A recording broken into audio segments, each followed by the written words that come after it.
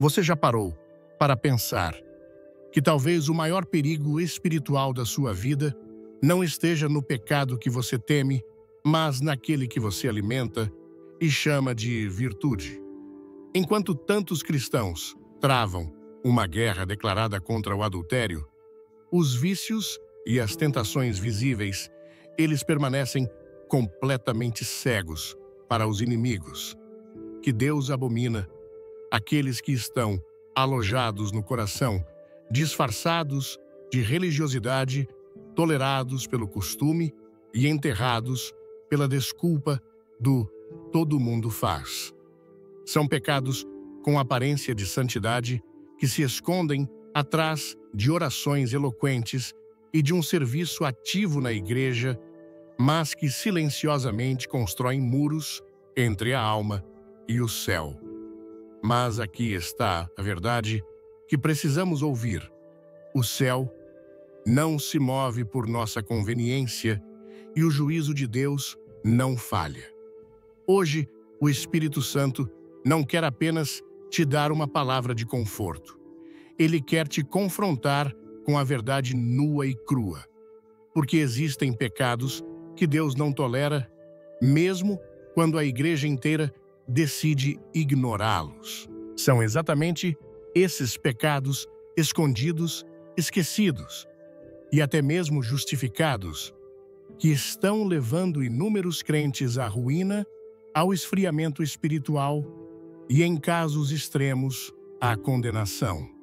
A pergunta que fica é: você está realmente pronto para ouvir a verdade que poucos têm a coragem de pregar? Então, antes de mergulharmos fundo, um convite rápido. Se você está preparado para uma transformação real e não apenas para mais um sermão, comente "Eu quero a verdade" aqui embaixo. E acredite, você vai querer ficar até o final, pois a última chave que revelaremos pode ser exatamente aquela que tem mantido sua vida espiritual aprisionada por anos. Agora, abra o seu coração, porque esta mensagem pode ser a sacudida de que sua alma desesperadamente precisa para despertar antes que seja tarde demais. O pecado que silencia o céu, a rebeldia disfarçada de fé. Há algo mais perigoso do que um coração abertamente rebelde. É um coração que finge submissão enquanto esconde resistência. O céu não é enganado por palavras suaves nem por gestos devocionais. Deus não se impressiona com mãos levantadas enquanto o coração permanece em desacordo com sua vontade. A rebelião disfarçada de fé é uma das armas mais sutis de Satanás para calar o mover do Espírito na vida de um cristão.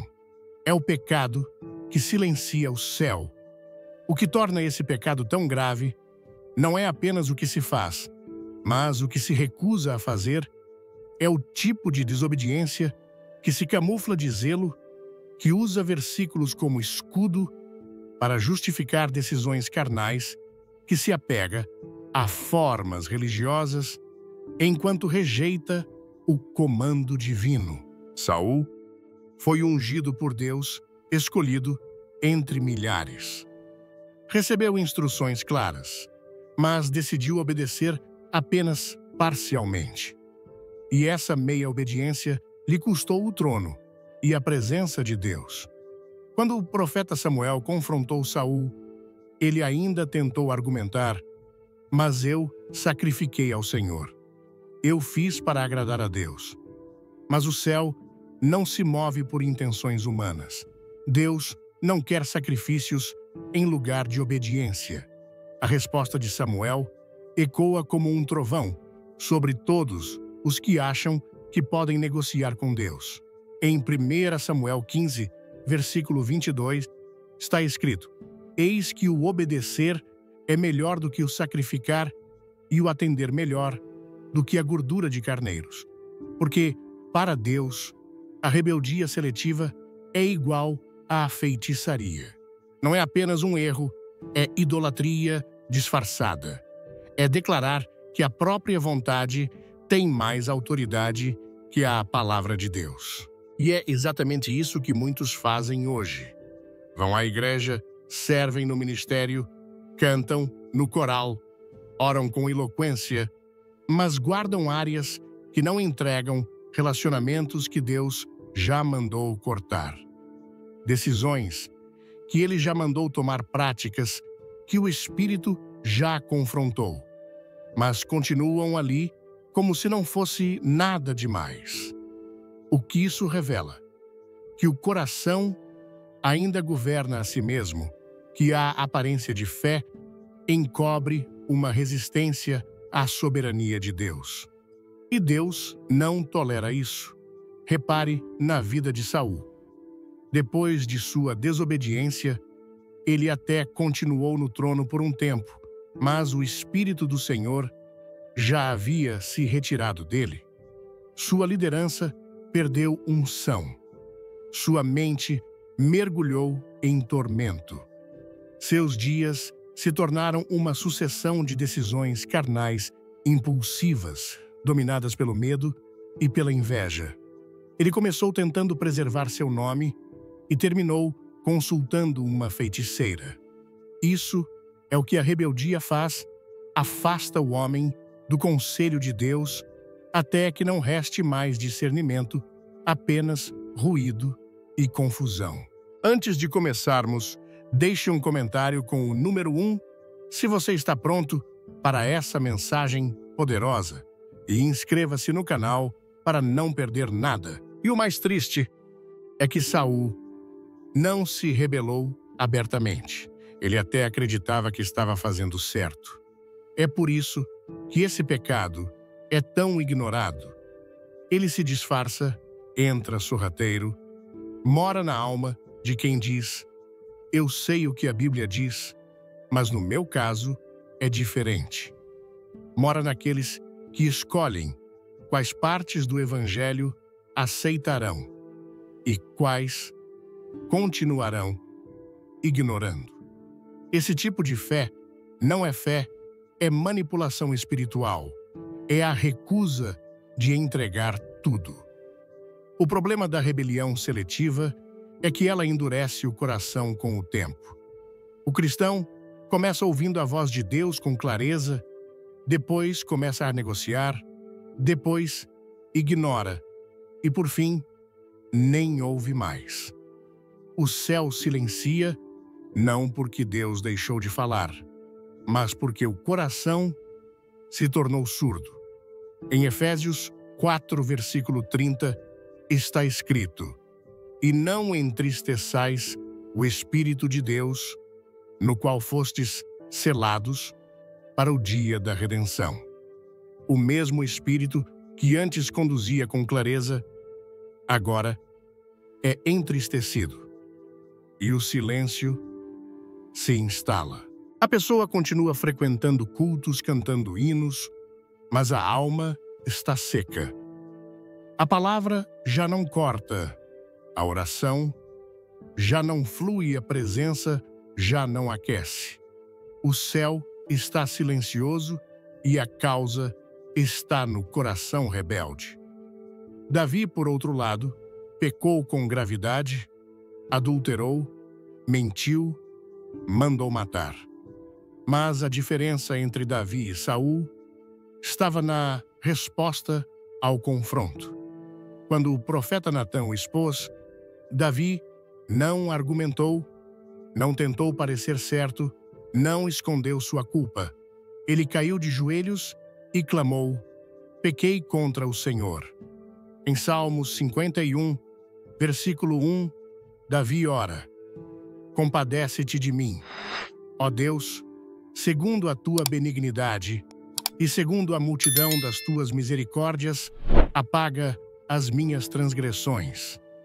Por isso, Davi foi restaurado, porque Deus não rejeita um coração quebrantado, mas um coração resistente, que finge piedade e mantém o controle. É rejeitado, mesmo que continue com aparência de fé. Há muitos hoje que perderam o favor de Deus não por escândalos visíveis, mas por resistência invisível. Gente que endureceu em áreas onde Deus já falou, já sinalizou, já alertou. Gente que ora, mas não ouve. Que jejua, mas não obedece. Que canta, mas não se dobra. Essa é a rebeldia espiritual disfarçada, o pecado que silencia o céu. E talvez você, enquanto ouve essas palavras, perceba que Deus está trazendo à tona exatamente aquilo que você tem evitado. Talvez existam decisões que você precisa tomar, passos que já foram ordenados, renúncias que você tem postergado. O Espírito Santo está te mostrando que enquanto houver resistência, não haverá paz. Enquanto você continuar lutando com a vontade de Deus, o céu continuará em silêncio. Não se engane. A aparência não sustenta uma vida diante de Deus. O que Deus quer é o coração inteiro. E se hoje Ele está confrontando a sua rebeldia silenciosa, é porque ainda há tempo de arrependimento. Ainda há tempo de se dobrar. Ainda há tempo de dizer: Senhor, eis-me aqui. Não quero mais resistir. Essa oração simples e sincera tem o poder de romper os céus, de fazer o Espírito voltar e falar, de restaurar o que foi perdido. Porque Deus não rejeita um coração que se rende totalmente, mas resiste ao que insiste em fingir. Não importa quão bela seja a canção, quão eloquente seja a oração, ou quão ativa seja a agenda espiritual, se o coração está em rebelião, o céu permanece em silêncio. E não há pior lugar para um cristão do que estar espiritualmente ativo e espiritualmente rejeitado. O pecado que cega a alma, a indiferença com o próximo, há um tipo de pecado que não grita, não escandaliza, não faz barulho, mas apodrece a alma por dentro. Ele não se comete com as mãos, nem com a boca, mas com a omissão do coração. É o pecado da indiferença, aquele que silencia quando deveria soscorrer, que se afasta quando deveria se aproximar, que fecha os olhos quando a dor do outro clama por misericórdia. Esse é o pecado que cega a alma, porque torna o cristão incapaz de enxergar o próximo e, portanto, incapaz de ver a Deus. Muitos acham que estão bem com o Senhor, porque evitam os grandes pecados. Não adulteram, não roubam, não matam. Mas o juízo de Deus também recai sobre aqueles que simplesmente não amam, que passam pelas necessidades alheias como se fossem invisíveis, que preferem manter a imagem limpa, a sujar as mãos com as feridas dos caídos.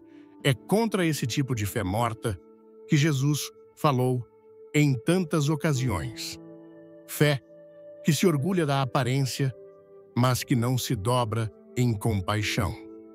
A parábola do bom samaritano, em Lucas 10, versículos 25 a 37, não é um conto sobre bondade genérica.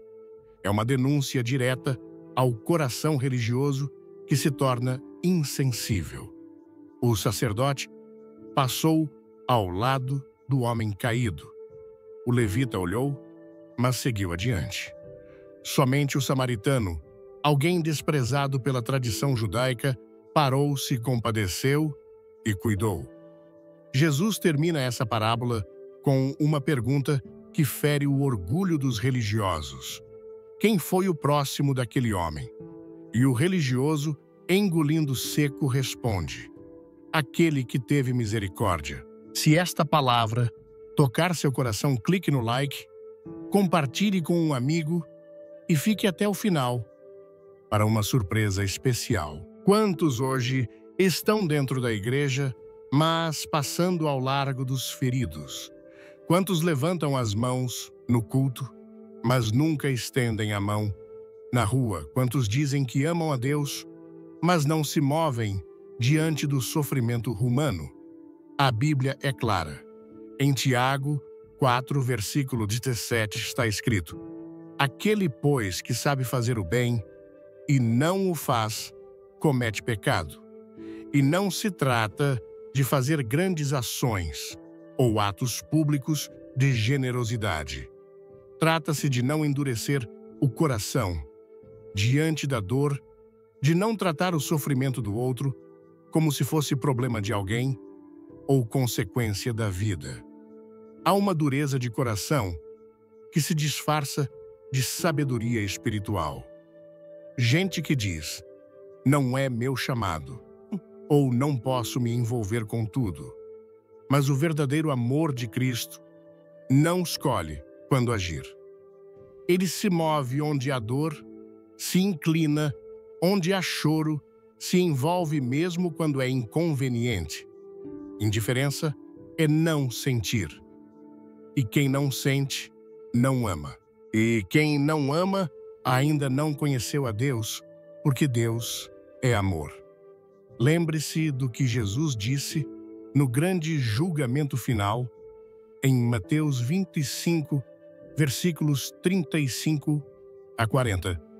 Porque tive fome, e me destes de comer, tive sede, e me destes de beber, era forasteiro, e me hospedastes. Estava nu, e me vestistes, enfermo, e me visitastes, preso, e fostes ver-me. Em verdade vos digo que sempre que o fizestes a um destes meus pequeninos irmãos, a mim o fizestes. E aos que foram indiferentes, ele dirá: apartai-vos de mim. Você percebe, a indiferença não é neutra. Ela é um pecado que fere diretamente o coração de Deus, porque rejeita os que Deus ama, porque nega consolo aos que Deus quer consolar, porque se recusa a ser instrumento nas mãos do Espírito. E por trás da indiferença, o que há? Egoísmo, medo, conforto, gente que não quer sair da bolha de segurança para se envolver com a dor do mundo. Mas quem ama sempre se expõe, quem ama sempre se entrega. Não dá para dizer que segue a Cristo e ignorar os caídos à beira do caminho. O apóstolo João escreveu com firmeza, em 1 João 3, versículo 17. Ora, aquele que possuir recursos deste mundo e vir a seu irmão, padecer necessidade e fechar-lhe o seu coração, como pode permanecer nele o amor de Deus? É uma pergunta que não precisa de resposta, porque ela mesma já denuncia a verdade. Onde não há compaixão, não há presença de Deus.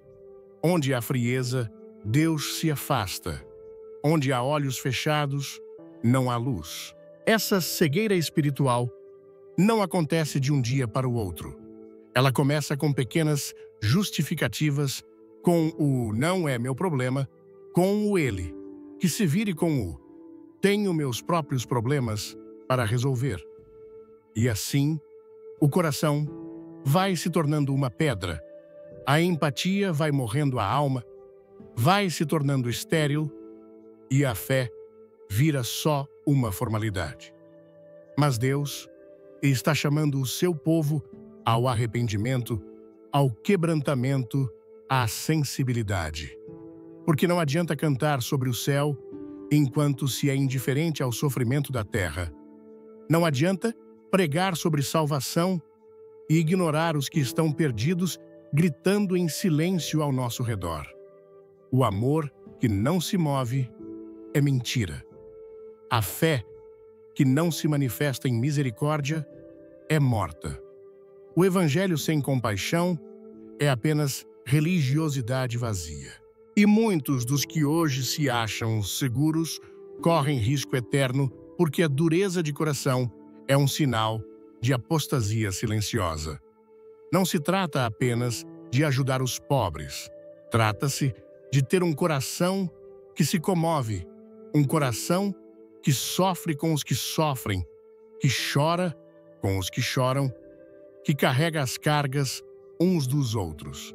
Porque essa é a lei de Cristo. Talvez você se pergunte, mas o que posso fazer?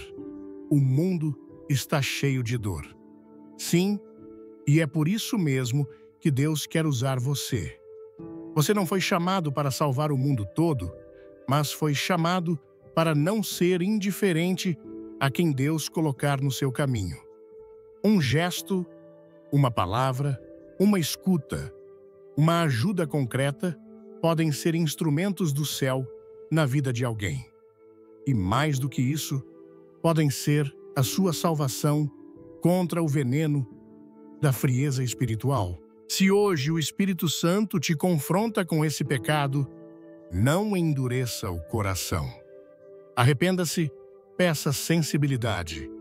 Novamente, peça olhos para ver, peça compaixão verdadeira. Porque enquanto você ignora os que caíram no caminho, o céu também permanece em silêncio. Mas quando você se move em amor, mesmo sem palavras, Deus se move contigo. E então, a luz volta a brilhar, a alma volta a respirar e a presença de Deus volta a fluir onde a indiferença foi quebrada. O pecado que Deus abomina em silêncio.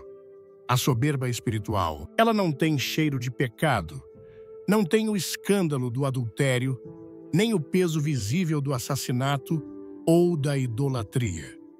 Ela entra pelas brechas mais sutis da alma, pelas orações bonitas, pelos discursos cheios de versículos, pelas comparações internas com os que ainda estão caídos. A soberba espiritual não grita. Ela sussurra com voz mansa e por isso mesmo é mais perigosa. É o veneno que paralisa o coração que antes era sensível à presença de Deus. O homem se convence de que está de pé, quando na verdade já caiu por dentro. E o mais grave, Deus resiste a ele. Quer mais conteúdos que edificam. Então, inscreva-se, ative o sininho e comente. Amém. Para mostrar que você está com a gente. Quando a Bíblia afirma que Deus resiste ao soberbo, em Tiago 4, versículo 6, está escrito: Deus resiste aos soberbos, mas dá graça aos humildes. Isso é um alerta de guerra espiritual, porque não é Satanás que se opõe ao soberbo, é o próprio Deus. Aquele que deveria ser refúgio, socorro, fortaleza, se torna resistência. Não há outro pecado no Novo Testamento com essa declaração tão direta. Nem ao adúltero se diz que Deus resiste, nem ao ladrão, ao homicida, ao mentiroso, mas ao soberbo. Sim, porque a soberba espiritual constrói um trono para o próprio eu e tenta colocar Deus como servo de sua religião. Jesus ensinou uma parábola que expõe esse veneno com precisão. Em Lucas 18, versículos 10 a 14, ele diz: 2 homens subiram ao templo para orar, um fariseu e o outro publicano. O fariseu, estando em pé, orava de si para si mesmo: Ó Deus, graças te dou, porque não sou como os demais homens, roubadores, injustos, adúlteros, nem ainda como este publicano. Jejuo 2 vezes por semana, dou o dízimo de tudo quanto ganho. O publicano, estando em pé de longe, nem ainda queria levantar os olhos ao céu, mas batia no peito dizendo: Ó Deus, sê propício a mim, pecador. Digo-vos que este desceu justificado para sua casa e não aquele. Porque todo o que se exalta será humilhado, mas o que se humilha será exaltado. o céu se moveu em direção ao quebrantado e ignorou o religioso. Por quê? Porque Deus não habita em tronos humanos. Ele se aproxima dos humildes, dos contritos, dos que reconhecem a própria miséria e não disfarçam isso com espiritualidade performática. A soberba espiritual não nasce do mundo. Ela nasce dentro da religião, nos corredores das igrejas, nas bocas que pregam com eloquência nos ministérios, que se tornaram palcos nos corações, que se inflam de vaidade por causa do conhecimento bíblico, do tempo de fé, das experiências com Deus. E ela é traiçoeira porque não se revela de uma vez. Ela começa com um sentimento sutil de superioridade. Depois, vem o julgamento disfarçado de discernimento. Depois, a frieza com os mais fracos. Depois, a rejeição do arrependimento e, por fim, o distanciamento da graça, mesmo quando o corpo permanece no templo. Foi esse orgulho que expulsou Lúcifer do céu. Ele estava cercado pela glória. Caminhava entre pedras de fogo, era modelo de perfeição. Mas em seu coração nasceu a vaidade. Em Isaías 14, versículo 13, está escrito: Tu dizias no teu coração: subirei ao céu. Acima das estrelas de Deus, exaltarei o meu trono. Ele não desejava se afastar de Deus. Ele desejava ser como Deus. E é isso que a soberba espiritual faz com o cristão. Coloca a criatura no lugar do Criador. A pessoa já não depende do Espírito. Ela age no automático. Já não busca direção. Ela julga que já sabe tudo. Já não teme cair. Ela acha que está acima dos riscos. E essa ilusão precede a queda. O soberbo não aprende, não ouve, não se arrepende. Ele prefere parecer certo a ser curado. Prefere ter razão do que ter transformação. E muitas vezes, essa mesma pessoa se torna referência para outros, perpetuando uma espiritualidade de fachada, onde não há lágrimas, nem confissão, nem cruz, só palavras bonitas e corações vazios. É possível conhecer a Bíblia de capa a capa e ainda assim ser resistido por Deus. É possível orar todos os dias e não ser ouvido. É possível pregar com eloquência e não ter a unção. Porque Deus não unge orgulho. Deus não derrama sua glória sobre um coração altivo. Ele desce onde há chão. Ele se inclina onde há poeira. Ele se revela onde há verdade. Essa soberba também contamina a maneira como se olha para os outros. O irmão que tropeça não é mais alguém para ser restaurado, mas um exemplo do que não se deve ser. A moça desviada não é mais uma filha que precisa ser resgatada, mas uma mancha para a reputação da igreja. O visitante estranho não é acolhido, é vigiado. E assim, a graça vai sendo bloqueada. O fluxo do Espírito vai cessando. E o ambiente se torna pesado, frio e impiedoso, como os fariseus, especialistas em apontar pecados cegos para os próprios. E mesmo entre os que clamam por avivamento, a soberba pode ser o maior empecilho. Porque o avivamento verdadeiro não visita altares de exibição, mas corações prostrados. Não se manifesta onde há competição espiritual, mas onde há sede genuína. Muitos pedem por fogo, mas se recusam a descer das suas plataformas de superioridade. E enquanto isso, o céu permanece fechado porque Deus resiste ao soberbo. A restauração só começa quando o homem desce, quando ele reconhece que sem a misericórdia de Deus não é nada.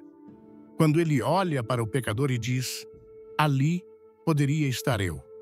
Quando ele se vê como carente da mesma graça que prega, quando ele para de tentar impressionar a Deus e começa a simplesmente confessar.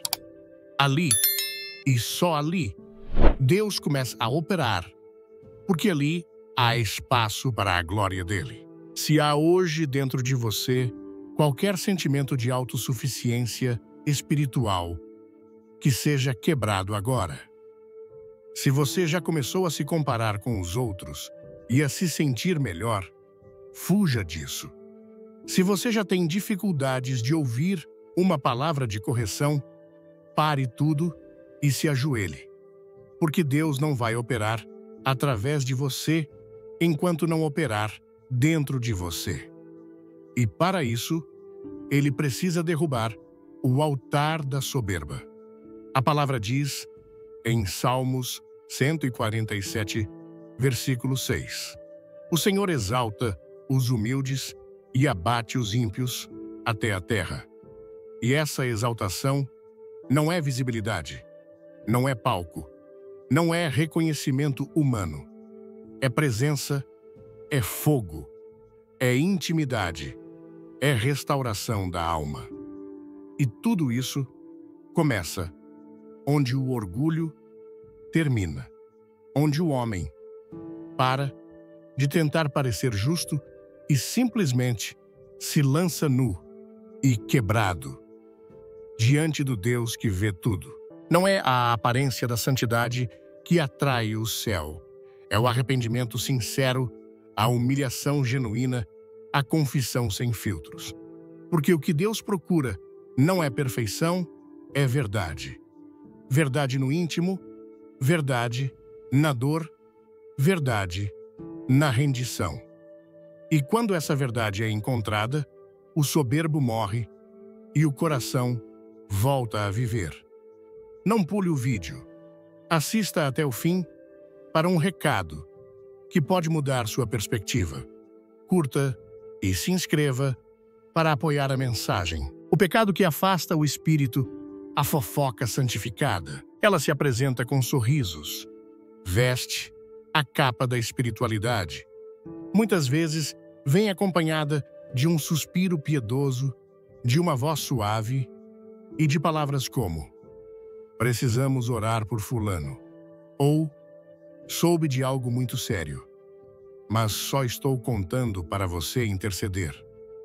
Mas por trás da aparência de zelo, de cuidado, de interesse pelo bem-estar do outro, se esconde um dos pecados mais destrutivos e mais ignorados dentro das igrejas, a fofoca santificada, aquela que não se considera pecado, porque vem disfarçada de oração, de conselho, de preocupação com a doutrina. E, no entanto, Tiago, irmão de Jesus, foi direto. Em Tiago 3, versículo 6, está escrito, ora, a língua é fogo, é mundo de iniquidade.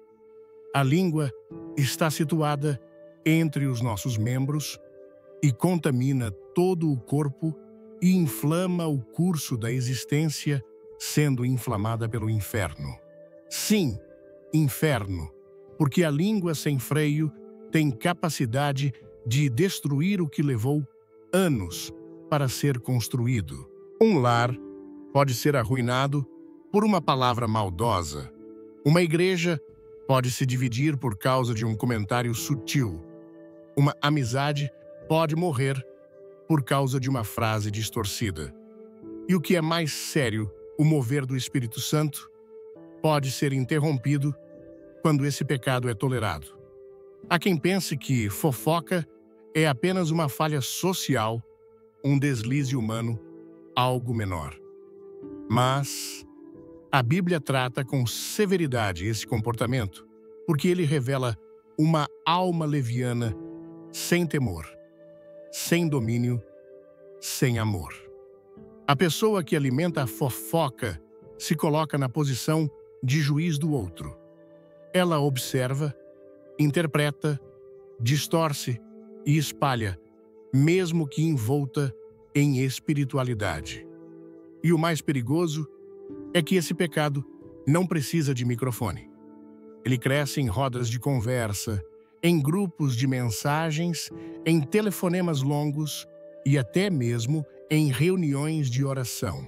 Foi isso que aconteceu com Miriam, irmã de Moisés. Ela não era uma mulher qualquer. Era profetisa. Tinha autoridade espiritual. Tinha visto o mar se abrir, caminhava lado a lado com o líder do povo de Deus. Mas em Números 12, versículos 1 e 2, está escrito: Miriam e Arão falaram contra Moisés por causa da mulher cuxita que tomara, pois tinha tomado uma mulher cuxita. E disseram: porventura, tem o Senhor falado apenas por Moisés, não tem falado também por nós? E o Senhor o ouviu. O céu escutou a conversa. Deus não ignorou o sussurro. Ele desceu em nuvem, confrontou os dois e julgou o pecado de Miriam. Ela foi ferida com lepra e só foi restaurada porque Moisés intercedeu por ela. Isso não é apenas uma história do Antigo Testamento. É um sinal claro de que o Senhor não tolera a maledicência contra os seus escolhidos.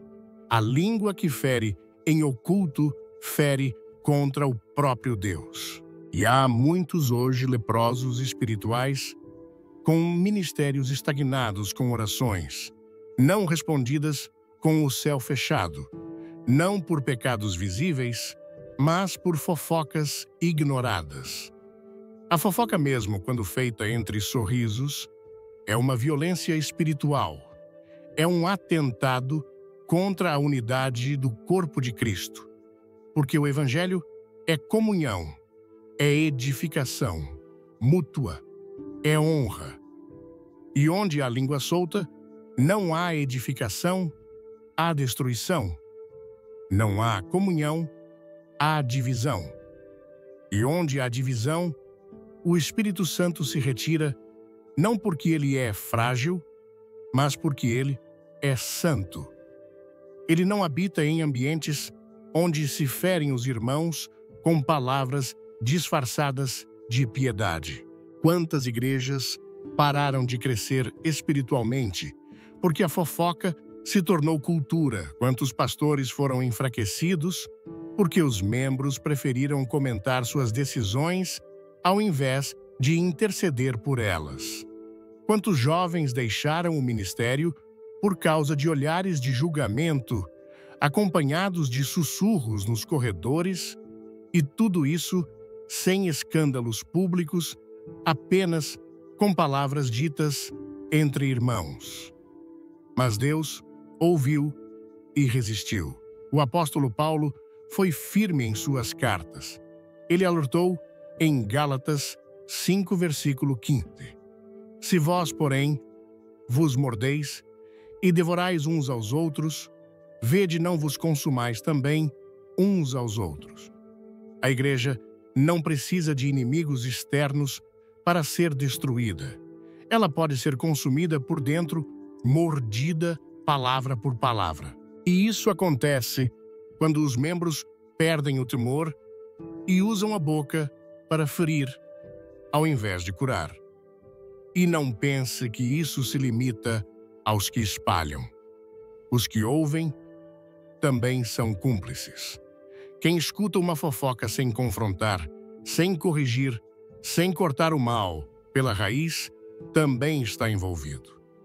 O silêncio cúmplice valida o pecado, e o Espírito Santo vê isso. Quando alguém se aproxima dizendo, não conte para ninguém, mas...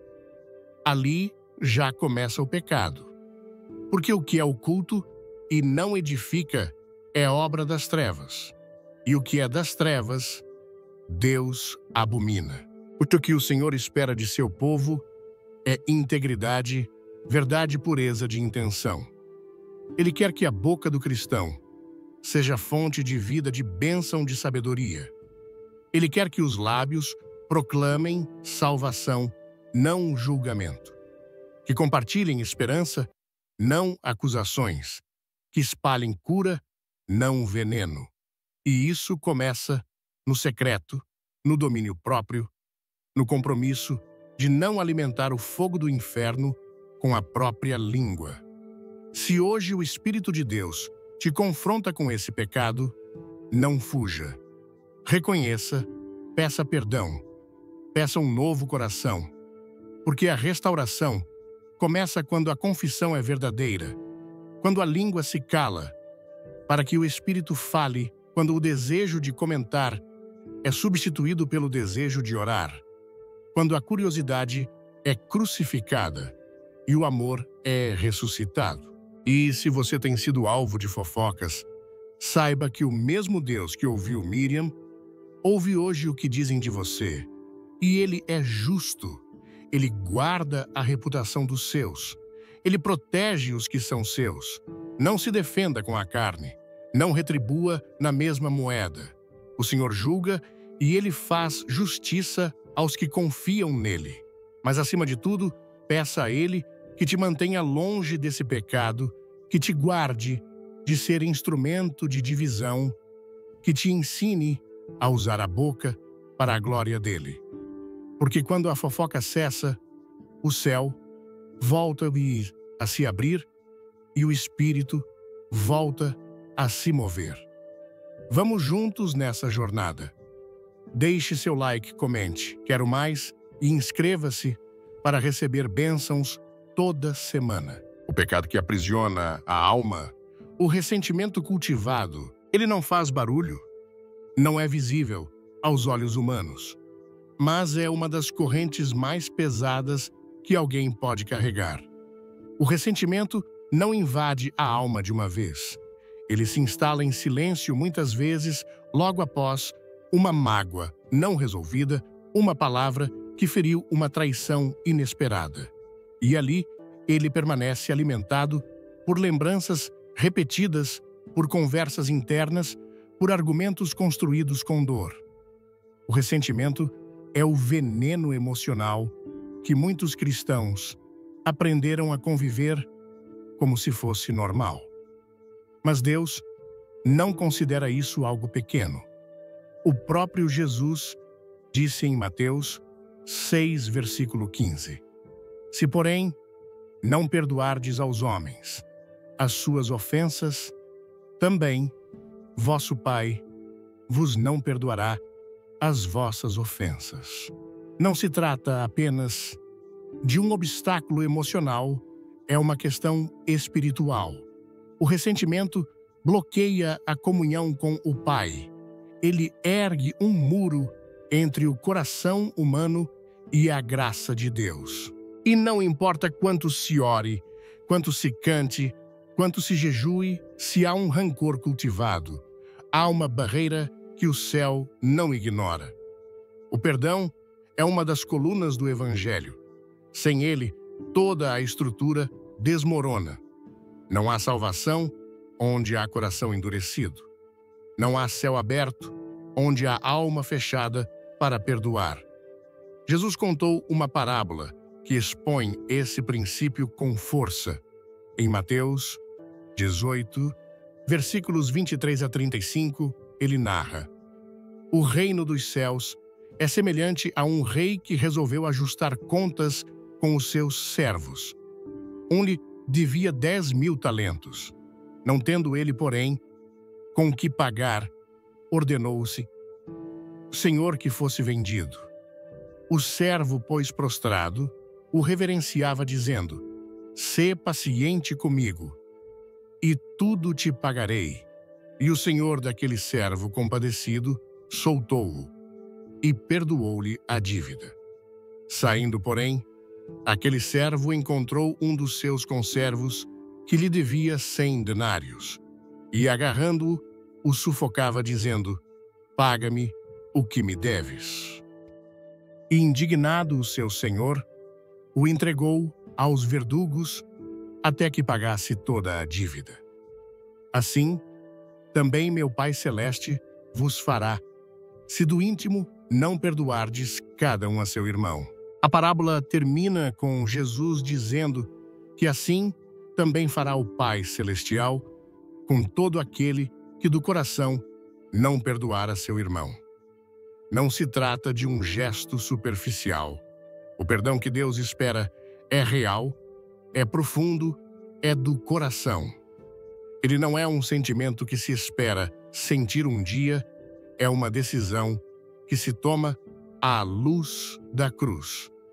Perdoar não é justificar o erro do outro, é reconhecer que diante da dívida que eu mesmo tinha com Deus, qualquer ofensa que alguém me fez é pequena demais para me manter cativo. O ressentimento faz com que a alma fique presa a quem a feriu. É como estar acorrentado à pessoa que você mais quer esquecer. Você pode mudar de cidade, pode parar de falar com ela, pode fingir que não liga mais, mas enquanto não perdoa, ela vive dentro de você. E mais do que isso, ela ocupa o lugar que deveria ser do Espírito Santo. Porque onde há amargura, a presença de Deus não flui. Onde há ódio secreto, a oração não sobe. Onde há lembrança contaminada, a fé não se sustenta. E muitos estão sofrendo hoje, não por ataques externos, mas por ressentimentos internos, a doença física, o esgotamento mental, a frieza espiritual. Tudo isso, em muitos casos, é consequência de anos de mágoas engolidas e nunca entregues ao Senhor. O coração se torna um campo de batalha, onde a ofensa do passado continua lutando contra a promessa do futuro.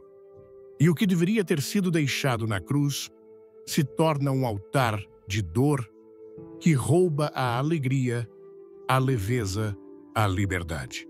O problema é que o ressentimento se disfarça bem. Ele veste a roupa da justiça própria. Eu só quero distância.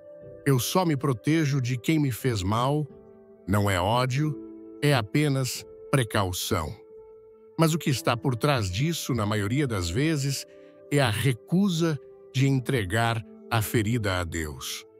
É a tentativa de punir o outro com o silêncio, com o desprezo, com o distanciamento. Só que, na verdade, o único punido é o próprio ressentido. Porque a falta de perdão nos aprisiona em uma cela que nós mesmos trancamos por dentro. A palavra de Deus nos chama à reconciliação, não como um acessório da fé, mas como uma urgência. Jesus disse em Mateus 5, versículos 23 e 24: Se, pois, ao trazeres ao altar a tua oferta, ali te lembrares de que teu irmão tem alguma coisa contra ti, deixa perante o altar. A tua oferta vai primeiro reconciliar-te com teu irmão. E então, voltando, faze a tua oferta. Isso mostra o quanto o céu leva a sério as questões do coração. O culto não é aceito quando há divisão interna. A adoração é interrompida quando o coração não reflete a paz de Cristo. Não é fácil. Perdoar não é automático. Não é leve no início, mas é necessário e é possível, porque o Espírito Santo nos capacita para isso. A decisão é sua, mas a força vem dele. Você não precisa esperar sentir vontade. Você precisa se posicionar diante da cruz e dizer: Senhor, eu decido liberar esse perdão. Eu não quero mais manter essa prisão dentro de mim. E então, dia após dia, essa escolha se transforma em cura.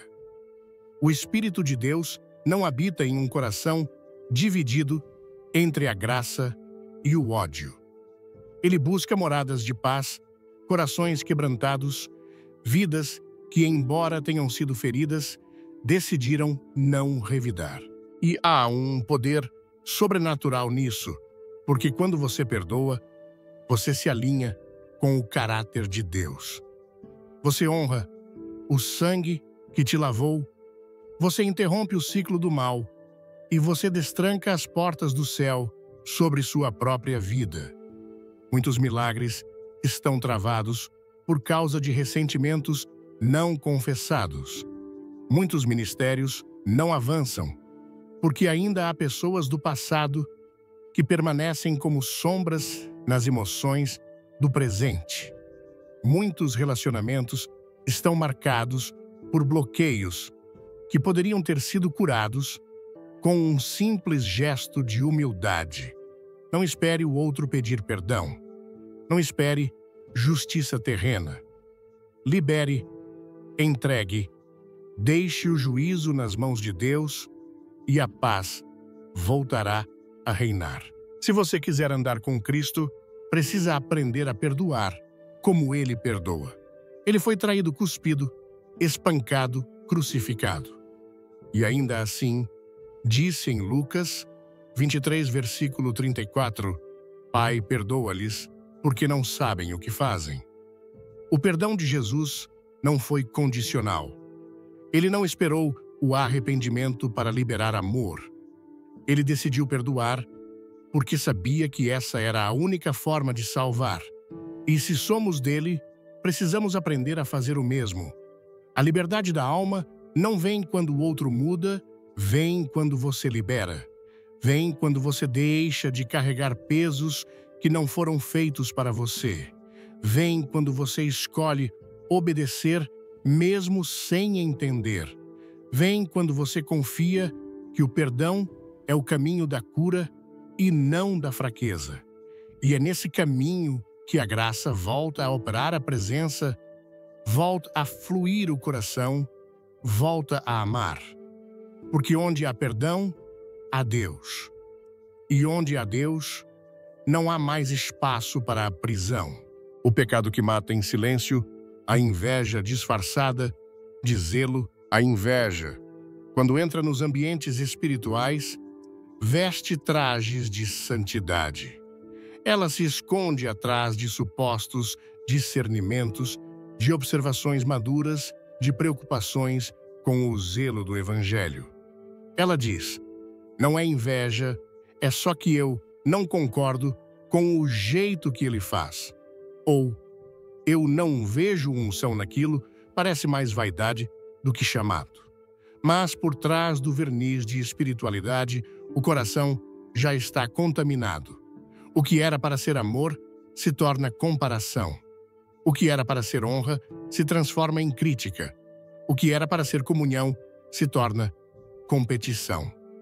Tiago foi enfático. Em Tiago 3, versículo 16. Porque onde há inveja e espírito faccioso, aí há confusão e toda obra má. A inveja não apenas fere, ela abre a porta para uma sequência de destruições. Ela gera divisão, sussurros, ruído, sabotagem silenciosa. Ela não para até que o alvo seja diminuído, apagado ou afastado. E muitas vezes, quem carrega esse veneno nem percebe o quanto já está sendo usado pelas trevas para apagar a luz que Deus acendeu em alguém. Caim é o primeiro exemplo claro disso. Ele e seu irmão Abel ofereceram sacrifícios. Ambos compareceram diante de Deus. Mas Deus se agradou de Abel e da sua oferta, e não se agradou de Caim e da sua. E ali, naquele instante, em vez de buscar melhorar sua oferta, Caim permitiu que a inveja crescesse dentro dele. Deus o advertiu em Gênesis 4, versículo 7. Se procederes bem, não é certo que serás aceito. Se todavia procederes mal, eis que o pecado jaz à porta. O seu desejo será contra ti, mas a ti cumpre dominá-lo. Mas ele não dominou, ele matou. A inveja matou o irmão, matou a comunhão, matou a adoração. E ali um altar foi manchado com sangue inocente. Não porque o inimigo atacou, mas porque um coração não soube lidar com o sucesso do outro. É o mesmo espírito que agiu nos irmãos de José. Ele não tinha culpa de ser amado, não tinha culpa de sonhar, não tinha culpa de carregar uma promessa. Mas sua túnica colorida provocou ira. Sua posição de filho preferido gerou ódio, e seus sonhos despertaram uma fúria oculta. Eles o lançaram na cova e o venderam como escravo, e ainda mentiram ao pai para encobrir o crime. Tudo isso movido por um sentimento que se inicia com comparações e termina em destruição. A inveja, e o mais triste, é que hoje ela continua agindo no meio do povo de Deus. Quando alguém é levantado para um cargo, outro questiona por ele e não eu. Quando uma canção de um irmão toca corações, há quem diga, está se achando agora. Quando uma irmã começa a crescer espiritualmente, logo surgem comentários, ela mudou muito, não sei se é de Deus. E assim, o que deveria ser motivo de alegria se torna semente de divisão. A inveja não admite que Deus use outra pessoa mais do que a mim. Ela se incomoda com o brilho alheio, com o avanço dos outros, com a honra recebida por quem ela mesma considera menos preparado. E quando ela não pode atacar diretamente, ela disfarça, usa elogios com veneno. Ele prega bem, mas precisa amadurecer. Ou ela tem carisma, mas falta profundidade. Esse tipo de fala não constrói, ela mina. Não edifica, ela corrói. E o céu resiste a esse tipo de veneno. Jesus foi crucificado porque os líderes religiosos o invejavam. Em Mateus 27, versículo 18, está escrito, pois sabia que por inveja o haviam entregado.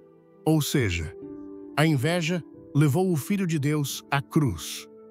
E se foi capaz de fazer isso com Jesus, imagine o que ela pode fazer nas nossas igrejas, nos nossos ministérios, nos nossos relacionamentos, se não for arrancada pela raiz. A inveja distorce a identidade. Ela faz o cristão olhar para o outro, ao invés de olhar para Deus. Em vez de buscar o seu próprio chamado, começa a desejar o lugar do outro. Em vez de celebrar o que o Senhor está fazendo, começa a criticar o modo como está sendo feito. E esse espírito se alastra. Ele não fica isolado. Ele encontra ouvidos dispostos. Ele procura corações vulneráveis. Ele entra sorrateiro e vai contaminando a atmosfera espiritual. E quando menos se percebe, o ambiente está carregado de competição disfarçada de santidade. A inveja é pecado mortal, porque ela não fere apenas o próximo, ela nos afasta de Deus. Como posso amar a Deus, a quem não vejo, se não suporto ver meu irmão sendo abençoado? Como posso dizer que ando em luz, se o sucesso do outro me escurece por dentro? Como posso clamar por avivamento se me incomodo com quem carrega o fogo? A resposta é não posso. É incoerente. E Deus não se move em ambientes de incoerência. O Espírito Santo opera onde há honra, onde há verdade, onde há celebração mútua, onde há liberdade para o outro crescer, sem ser atacado por isso, onde há alegria genuína pela vitória do próximo. E essa postura não nasce naturalmente. Ela precisa ser cultivada, precisa ser uma decisão. Eu escolho me alegrar, eu escolho honrar. Eu escolho não permitir que a inveja me domine, porque ela não vai embora sozinha. Ela precisa ser confrontada com a cruz. O antídoto contra a inveja é a gratidão. Quando eu sou grato pelo que Deus me deu, eu paro de cobiçar o que Ele deu ao outro. Quando eu reconheço que há um propósito exclusivo sobre minha vida, eu deixo de querer ocupar o lugar de alguém. Quando eu compreendo que a glória é toda de Deus, eu entendo que o sucesso do irmão não é ameaça, é sinal de que o reino está avançando e isso deve ser celebrado, não combatido. Se hoje você se percebe envolvido em pensamentos de comparação críticas constantes, desconforto com o crescimento dos outros, pare agora. Não justifique, não racionalize, arrependa-se, porque esse pecado mesmo em silêncio mata. Ele mata sua alegria, sua paz, sua comunhão. Ele fecha o céu sobre você. Ele contamina sua adoração. Ele te impede de fluir.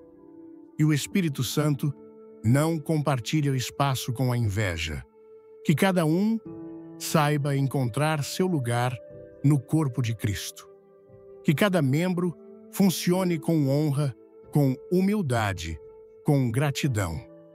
Porque não há competição no reino, há complementação. O braço não disputa com a perna. O olho não inveja o ouvido. Cada parte tem sua função e todas devem se alegrar juntas. Esse é o plano de Deus. A inveja não tem lugar na vida de quem nasceu de novo, porque o novo nascimento gera um novo coração. E um novo coração se alegra com a glória de Deus, mesmo quando ela se manifesta na vida dos outros. Esse é o sinal de maturidade. Esse é o sinal de um coração que já morreu para o ego. Esse é o tipo de coração que o céu pode usar sem limites. O pecado que deforma o evangelho, a mentira disfarçada de verdade, não é necessário adulterar todo o evangelho para se perder. Basta sutilmente moldá-lo aos desejos humanos. Basta suavizar onde a cruz fere. Basta omitir o arrependimento e exaltar o bem-estar. Basta manter os textos bíblicos, mas retirar deles a verdade. E assim, o veneno da mentira se infiltra onde antes havia pureza. E o que era a palavra viva se torna discurso conveniente. Este é o pecado que mais deforma o corpo de Cristo, a mentira disfarçada de verdade. Isaías escreveu com angústia e autoridade em Isaías 5, versículo 20: Ai dos que ao mal chamam bem e ao bem mal, que fazem da escuridão luz e da luz escuridão. Põe o amargo por doce e o doce por amargo. E essa é a geração que vivemos, uma geração que inverte valores, que distorce princípios, que reescreve doutrinas para caberem nos caprichos do momento.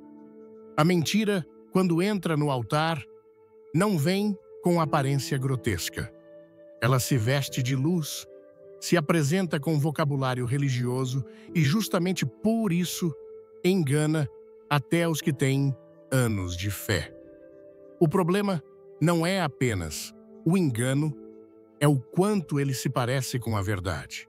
Foi assim com Ananias e Safira. Eles não eram ímpios, não eram pessoas de fora, eram membros da igreja primitiva, gente que via sinais, que participava da comunhão dos santos, que ouvia os apóstolos. Mas mentiram ao Espírito Santo, não porque disseram algo diretamente blasfemo, mas porque simularam uma entrega que não foi real. Venderam uma propriedade, retiveram parte do valor, mas se apresentaram como se tivessem dado tudo. O problema não foi o valor, foi a aparência de santidade escondendo a verdade. Foi a simulação. E o juízo veio de forma imediata. Em Atos 5, versículos 3 a 5, Pedro diz: Ananias, por que encheu Satanás teu coração para que mentisses ao Espírito Santo, reservando parte do valor do campo? Não mentiste aos homens, mas a Deus. Ouvindo estas palavras, Ananias caiu e expirou. A mentira espiritual não precisa de palavras falsas. Ela pode viver no silêncio de quem sabe o certo, mas não o diz. Na omissão de quem vê o erro, mas não o confronta. Na manipulação de textos sagrados para favorecer interesses pessoais, doutrinas populares ou movimentos humanos. E esse tipo de mentira não fere apenas a verdade, ela fere o temor. Ela remove do coração a reverência diante da presença de Deus. Ela substitui a cruz pelo conforto, o chamado pelo marketing, a entrega pela autopromoção. E quando isso acontece, o Espírito Santo se afasta. Hoje, muitos vivem como se pudessem negociar com a palavra. Usam versículos como justificativa, não como direção. Puxam promessas para si, mas ignoram os mandamentos. Chamam de interpretação, o que na verdade é resistência ao arrependimento. Moldam o Evangelho ao seu gosto, mas não permitem que ele molde seu caráter. O resultado disso é uma fé rasa emocional centrada no homem. Uma fé que celebra os dons, mas esquece o fruto, que ama os milagres, mas rejeita a renúncia, que fala do céu, mas não quer largar o mundo. E isso tudo é mentira, porque o verdadeiro evangelho exige mudança. Ele chama ao arrependimento. Ele não mascara o pecado, ele o confronta. Ele não alivia a consciência, ele a transforma. O evangelho de Jesus nunca foi conveniente. Ele foi duro, foi estreito, foi cortante, mas foi e continua sendo o único caminho de salvação. A mentira disfarçada de verdade também aparece quando se usa a Bíblia para justificar condutas que o Espírito já condenou, quando alguém tenta encontrar um ponto de equilíbrio entre o pecado e a santidade, quando diz que Deus conhece meu coração, para justificar sua teimosia. Sim, Deus conhece, e isso deveria gerar temor, não desculpas. O problema não está na ignorância, está na resistência. Muitos sabem o que é certo, sabem o que é santo, mas escolhem uma mentira confortável, ao invés de uma verdade libertadora. O que Deus quer de nós é verdade, no íntimo, não perfeição, não máscaras, não discursos bonitos, mas um coração que diga: Senhor, aqui está a minha verdade, com todas as minhas falhas, mas sem disfarces.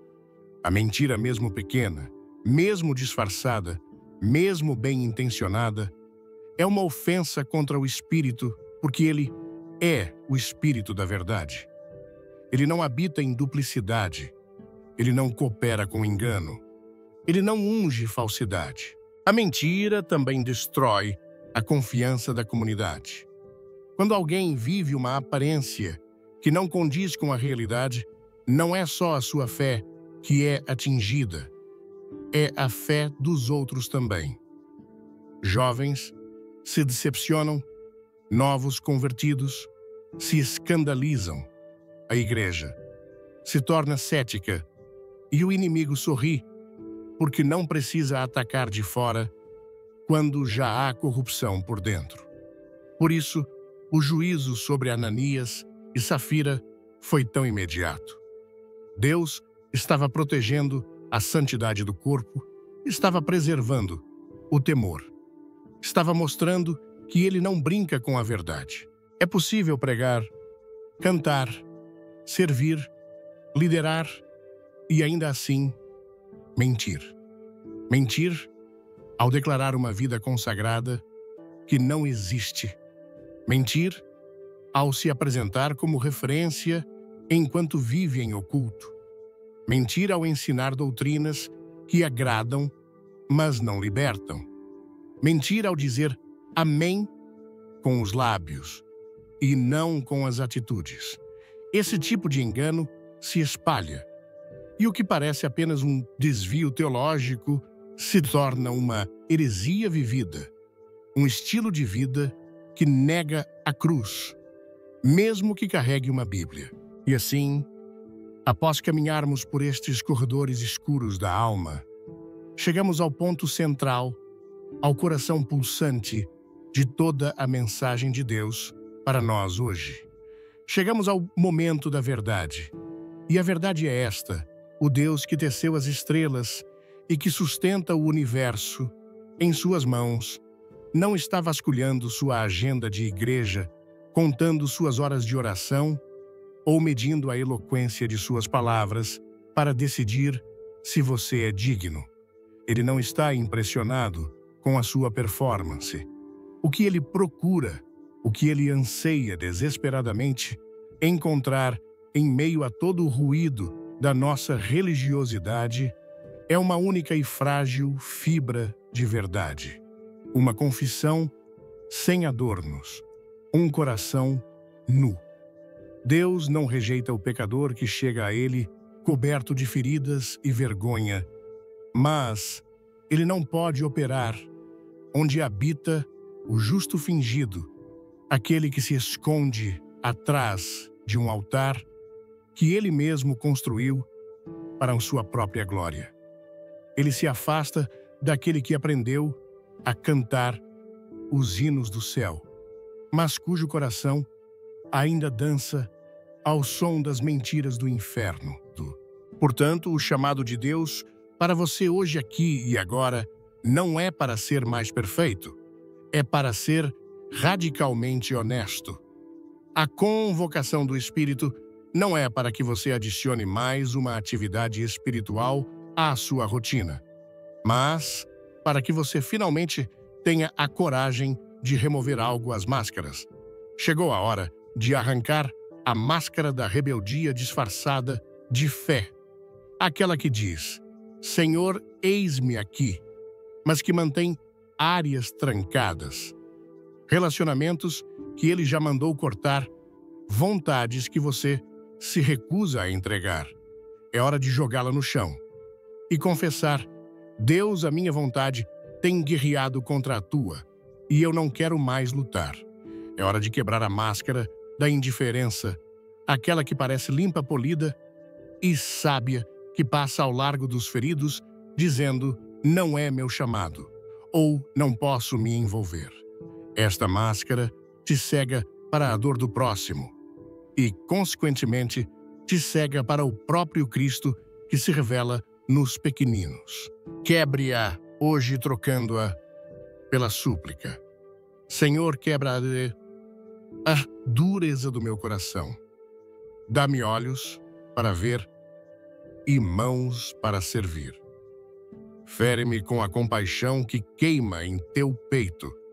É hora de esmigalhar a máscara da soberba espiritual, a mais perigosa de todas, a máscara dourada que sussurra que você é melhor, mais sábio, mais santo que os outros. Aquela que te faz comparar, julgar e se sentir superior. Lembre-se, não é o diabo que resiste ao soberbo, é o próprio Deus. Não há posição mais terrível do que ter o Criador do universo como seu adversário. Então, desça do seu trono imaginário, rasgue-se essa máscara de autojustiça e clame como o publicano: Deus tem misericórdia de mim, pecador. É hora de queimar a máscara da fofoca santificada, aquela que se veste de zelo e preocupação, mas que por trás carrega o veneno da maledicência que destrói reputações e divide o corpo de Cristo. Pare de chamar o veneno de oração. Pare de usar a espiritualidade como desculpa para assassinar o caráter de alguém com suas palavras. Renuncie a isso e peça a Deus: põe um guarda na minha boca, Senhor, e que dos meus lábios só saia vida, cura e edificação. É hora de derreter a máscara da justiça própria que alimenta o ressentimento. Essa corrente que te prende à pessoa que te feriu, que envenena sua alma e bloqueia as fontes da graça de Deus sobre você. Perdoar não é dizer que o outro estava certo. É dizer que você não quer mais ser o carcereiro da sua própria alma. Entregue o seu direito de vingança aos pés da cruz e decida liberar perdão, não porque você sente, mas porque você foi perdoado de uma dívida impagável. Peça: Senhor, me ensina a perdoar como tu me perdoaste. É hora de expor à luz a máscara da inveja disfarçada de zelo que se corrói por dentro quando vê Deus usando outra pessoa, que critica o que não entende e diminui o que não consegue alcançar. O sucesso do seu irmão não é uma ameaça ao seu chamado, é a prova de que o reino está avançando. Troque o veneno da comparação pela doçura da gratidão e celebre a vitória do outro como se fosse a sua. Diga: Senhor, cura-me da doença de olhar para o lado. Fixa meus olhos em ti e no propósito que tu tens para mim. E finalmente é hora de abandonar de vez a máscara da mentira disfarçada de verdade. A máscara de um evangelho barato, sem cruz, sem arrependimento, sem renúncia. A máscara de uma vida consagrada que não existe, de uma aparência de santidade que esconde um coração que ainda ama o mundo. Deus não pode ser enganado. O Espírito da verdade não pode habitar onde a duplicidade reina. Meu irmão, minha irmã, o que Deus está nos chamando a fazer é abandonar o teatro da religião e voltar para a verdade do Evangelho. A verdade de que somos desesperadamente falhos, mas incondicionalmente amados. A verdade de que a cruz não é um acessório, é o centro de tudo. É o lugar onde nossas máscaras são queimadas pelo fogo santo e onde nossa verdadeira identidade de filhos é restaurada pelo sangue de Cristo. Não adianta tentar consertar a máscara. Não adianta tentar trocá-la por uma mais bonita. O chamado é para a nudez espiritual diante de um Deus que vê tudo. E quando essa verdade reina, quando os pecados silenciosos são confessados e abandonados, o céu, que antes estava em silêncio, rompe em trovões de graça. A presença de Deus, que parecia distante, inunda a alma. A alegria que foi roubada pela hipocrisia retorna com uma força sobrenatural. O ministério que estava estagnado ganha asas. A vida, que era um reflexo pálido e distorcido, se torna um espelho puro do Evangelho genuíno. Deus não está esperando você se tornar perfeito para usá-lo. Ele está esperando você se tornar verdadeiro para enchê-lo.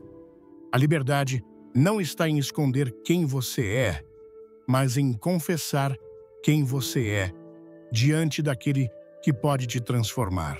Por isso, eu te convido agora, onde você estiver, a fechar seus olhos por um instante e do fundo da sua alma fazer a oração mais libertadora que existe, não com palavras bonitas, mas com a verdade do seu coração. Apenas diga a Ele: Senhor, eu não aguento mais fingir. Eis-me aqui, sem máscaras, sem desculpas. Eu reconheço a minha rebeldia, a minha indiferença, o meu orgulho, a minha maledicência, o meu ressentimento, a minha inveja e a minha mentira. Eu renuncio a cada um desses pecados que tenho tolerado em silêncio. Lava-me com teu sangue, quebra o meu coração de pedra e me dá um coração de carne. Eu escolho a tua verdade, ainda que ela doa. Eu quero a tua presença mais do que a minha reputação. Transforma-me, a partir de hoje, em um reflexo puro do teu amor. Eu me rendo, em nome de Jesus. Se você fez essa oração com sinceridade, saiba que os céus se moveram em sua direção. As correntes começaram a cair. A cura começou a fluir. Que o Senhor te revista com a verdade, te livre de toda a aparência de engano e renove teu coração com temor, sinceridade e arrependimento. E que a presença do Espírito Santo não seja mais um visitante ocasional, mas o habitante constante e poderoso da sua vida para a glória de Deus Pai. Amém.